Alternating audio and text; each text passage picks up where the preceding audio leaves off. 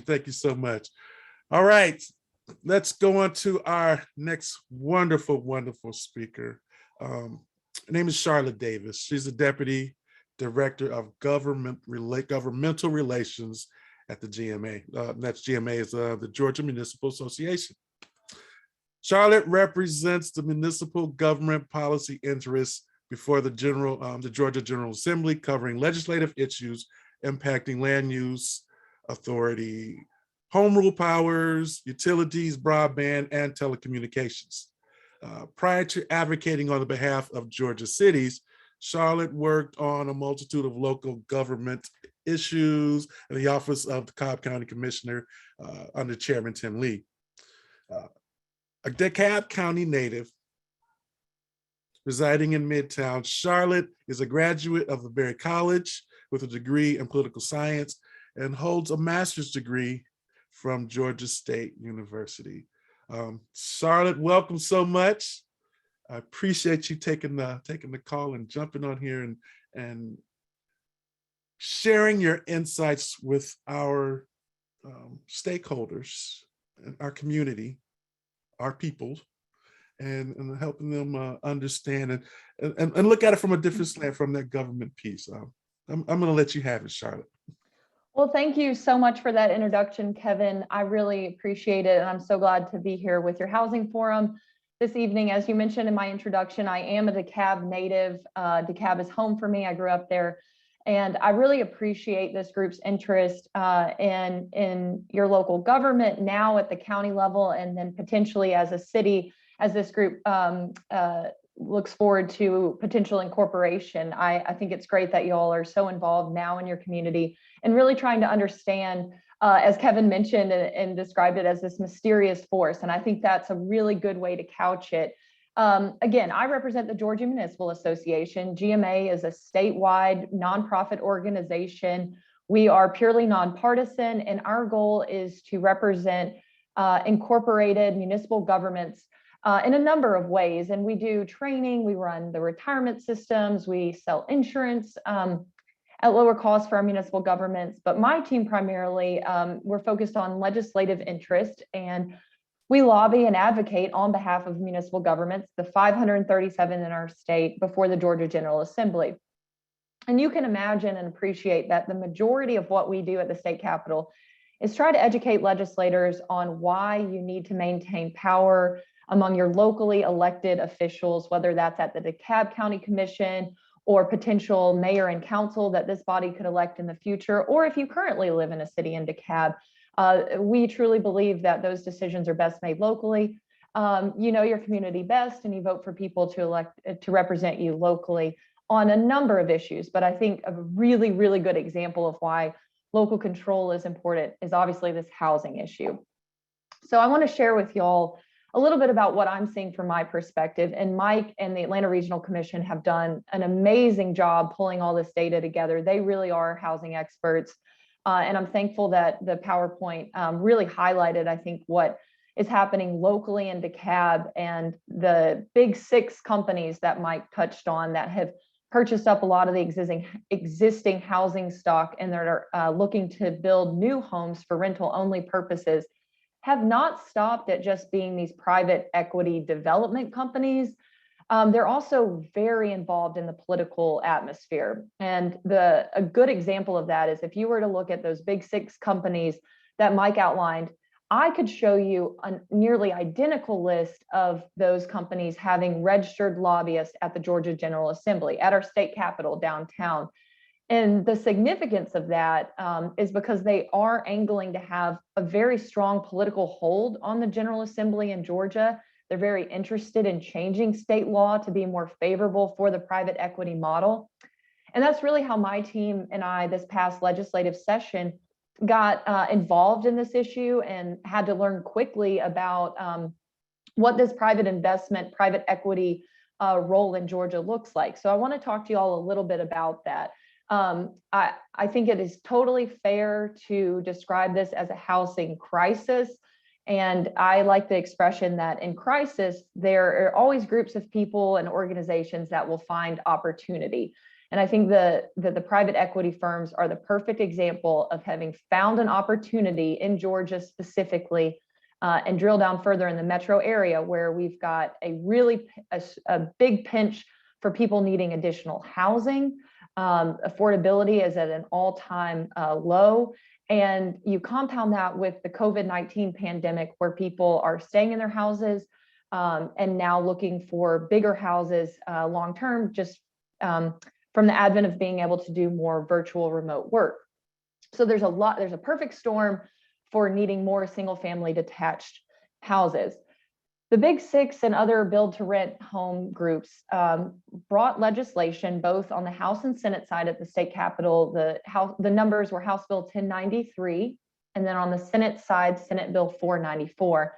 And the approach and the intent of those bills was virtually the exact same, identical in nature, that they wanted to get in front of mayors, of council members, of county commissioners, of local community groups, not having to work and going through the hard process of permitting and zoning meetings and public hearings and all the things that y'all know intimately through your involvement in DeKalb County, but rather to circumvent that process and go straight to the state legislature and preempt local elected officials from doing anything that would place restrictions or conditions or any types of regulations on specific for building new rental-only subdivisions.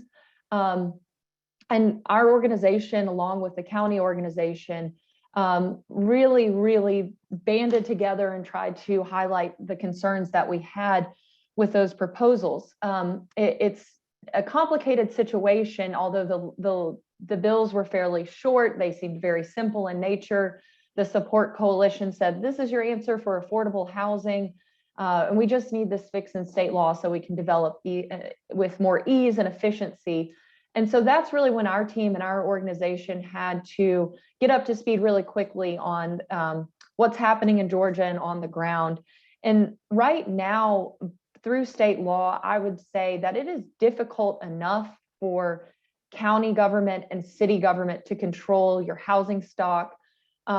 Cities and counties do have identical ability through the Georgia Constitution in terms of permitting homes, working with developers, zoning for the certain types of development, whether it's multifamily or single family, mixed use, whatever it is. The local governments are in the driver's seat in those situations. However, cities and counties really have struggled ever since the housing crisis in 2008 to get their arms around this private equity investor-owned model. It's very hard to be able to know that at the moment of a property going on the market for sale, that it's being gobbled up by a private equity firm. Generally, these companies are very cash rich. They've got a lot of liquid. They can move very quickly, obviously making it incredibly difficult for an individual homeowner or prospective first-time home buyer to compete in the market with them. But it's equally as difficult for a local government to know that that's what's happening in a community, especially if they're not having to come before a zoning board or perhaps the commission or mayor. It's just a private transaction, a private sale. And we've seen that continues to happen after purchase of home, that very infrequently does a company buy a home and then put it back on the market for sale to an individual owner. It's much more likely that it'll trade hands between LLCs or private companies. And generally, it's only for rental options. So again, it's difficult for a city or county government to be able to pinpoint exactly where those private equity firms are from the outside. I would say that it's limited even in a city or county's ability to regulate and control even these new subdivisions and new rental developments. And I think Mayor Motley Broom will probably detail this a little bit more, but oftentimes what we've seen is you have developers pulling permits and requesting to build new subdivisions, but it can be very difficult to know that those are going to be for rental only subdivisions or rental only units. And again, that just exasperates the supply shortage. And in addition, the affordability piece of this, in the companies that we have seen building or putting out existing housing stock for rent, these are very competitive in competitive markets, competitive home sales or rental prices. These are not coming in at affordable price points by any means. But that's very much how it was couched to the state lawmakers being asked to support the legislation that I had mentioned. The final thing that I want to make sure I mention in this is that I think Georgia is particularly, and even beyond that, our metro area, because of the population that sits in the metro Atlanta area, it's very, Georgia by comparison has a very weak landlord tenant law. And I think that is going to compound this issue where cities and county governments now are really restricted in their ability to go in and protect a tenant from perhaps an aggressive landlord. Of course, we don't have caps on rental, monthly rental prices here in our state. And because of that, I think we have become a prime target for these out-of-state investors, because by and large, especially compared to New England or the West Coast, we've got all this land, we've got the demand, and again, we've got this really, by comparison, weak landlord tenant law, where cities and counties are restricted from having rental registries. So that's really important when you're thinking of private equity firms buying up existing homes. If they're putting them on the rental market, a city or county in very limited situations would actually have a registry of where those properties are. And even beyond that, inspections can really only be triggered if there's a glaring code enforcement issue from the outside. But oftentimes these companies are skilled at maintaining, let's say, the facade or the external portion of the home, but have been very aggressive in evictions. And I think that we'll continue to see these trends, especially as they continue to go to the Georgia legislature and ask for a shortcut, basically, that we have not given to other developers, we haven't given to multifamily apartment owners. So again, I applaud this group in identifying this and wanting to learn more. And I'll go ahead and conclude my comments there. I'm really interested to hear from our other speakers, and also really interested to take questions at the end. Again, thank you so much for having me. I really appreciate what y'all are trying to do in your local communities. Thank you, Kevin. Thank you so much, Charlotte. Awesome presentation. I think some of the takeaways from there are we're talking about the legislation that's on deck. And also, I think probably there's a conversation about strengthening our municipalities and our county governments and have them the ability to close the loopholes. Untracked sales, private sales. Also, as you mentioned, probably a registry that looks at these organizations that come in so that we can have a better visibility as to what's going on. Because I think based on what you've just shared, what Mike shared, is that we've got this numbers machine going on in the background and we just don't have our hands around it.